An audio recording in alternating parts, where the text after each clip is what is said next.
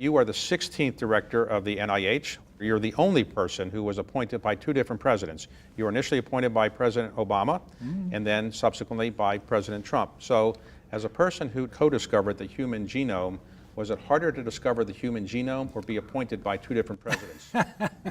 I guess both of those had certain challenges associated. I did not expect to still be in this position after January of 2017 because I knew about the history too. And NIH directors appointed by the president virtually always have turned over when there's a new president. Somehow they made a mistake here, I guess, and kept me on. So did President Trump call you up and said he knew you'd done a great job, or how did that come about?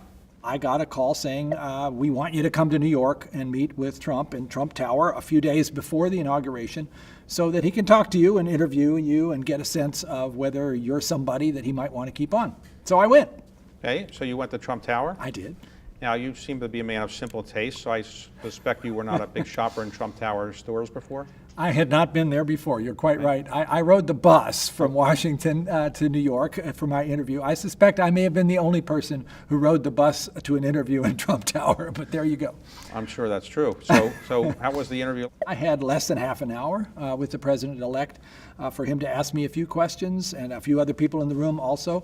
So I wasn't at all sure how it had gone. Okay. But, I showed up. I did the best I could to answer those questions and waited to see what would happen. Okay, so to the country's relief, I think you have the job.